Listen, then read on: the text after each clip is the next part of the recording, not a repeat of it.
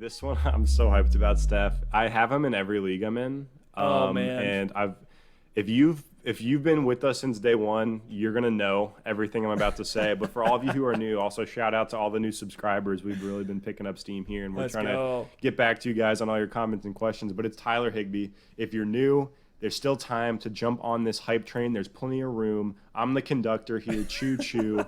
This one is.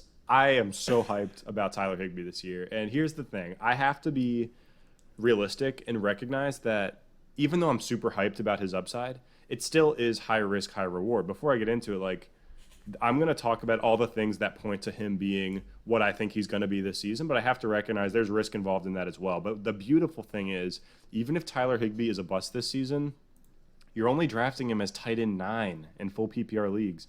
That's round 7. That's that territory where you want to take these shots on league winners, and if they bust, they don't kill you. And that's the beauty about Tyler Higbee. I don't think there's a world where Tyler Higbee finishes as the tight end 9. I think he's a top 5 guy, or he's not in the top 12. And I'm putting my chips, obviously, on Tyler Higbee being an absolute stud this season. Even today, at the time of this recording, there was some hype coming out of camp that's saying Jared Goff is going to have Higbee as one of his main targets this season. That got me so hyped. I wanted to run through a brick wall. The camp reports are just nuts this year, I will say. And here's what I'll tell you. If you haven't heard of Tyler Higbee, he finished last season as the tight end 8 in just 15 games.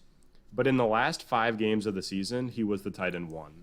21.4 points per game down that stretch.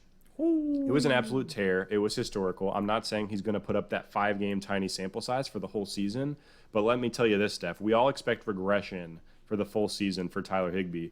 If he regressed 25%, which is a lot, that's a fourth of your production. If he only put up 75% of the production he had in that 5-game stretch for a whole season, he would have 103 receptions, 1,252 yards, and 5 touchdowns. That would have been the tight end 1 for the full year last year if he just put up 75% of his production from that stretch, which I think is probably the ceiling here, but that's the ceiling. And even if it's 65%, he's going to be a top 5 guy. So all signs are pointing toward a big year. And you might say, why did he randomly break out in a 5-week stretch? And a lot of it was due to the shift to the 12 personnel in weeks 1 through by the way, 12 personnel is 2 tight ends on the field, 2 receivers, and a running back.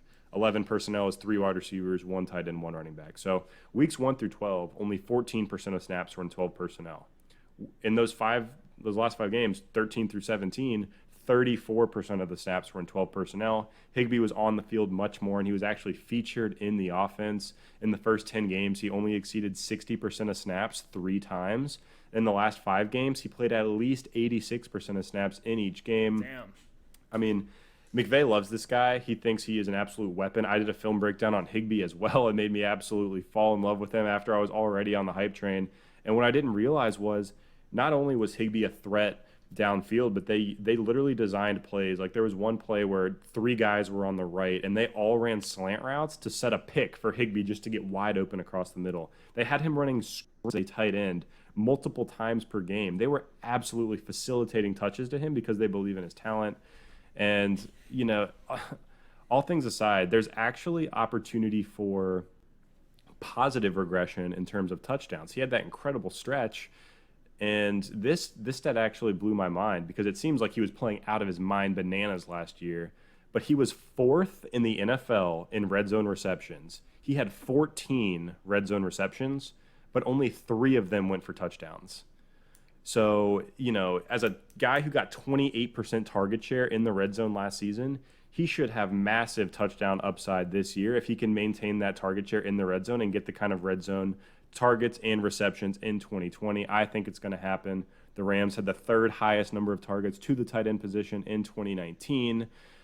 So look, if I haven't been clear, draft Tyler Higbee in the middle of your draft. If you want to, take another deep shot on someone later because Higbee is one of those more volatile guys that's not quite as proven. But if Tyler Higbee hits, man, he's going to win you your league. And I hope he does because that means I'm probably going to win all of mine. So I couldn't be more hyped about this guy.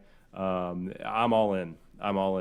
It's the only thing I can actually think of, because we know LA is going to pass a ton. Their defense got worse. They lost Brandon Cooks. There's a ton of vacated targets. The only thing that could derail the Higbee hype is Gerald Everett coming back healthy.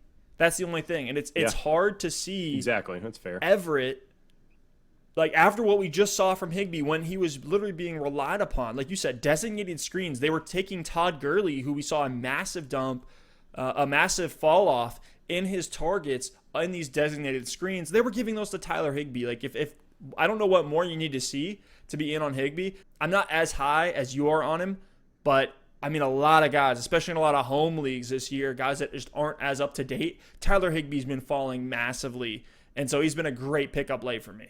If you are in a league and, this is why you follow football and keep track of things through the end of the season, because if you were like 3-7 through the first 10 games of last year and you stop paying attention, you literally have no idea who Tyler Higbee is, and you're going to miss out. So that's why I'm here to tell you, take Tyler Higbee, and you will hopefully not be disappointed. I'm feeling pretty confident.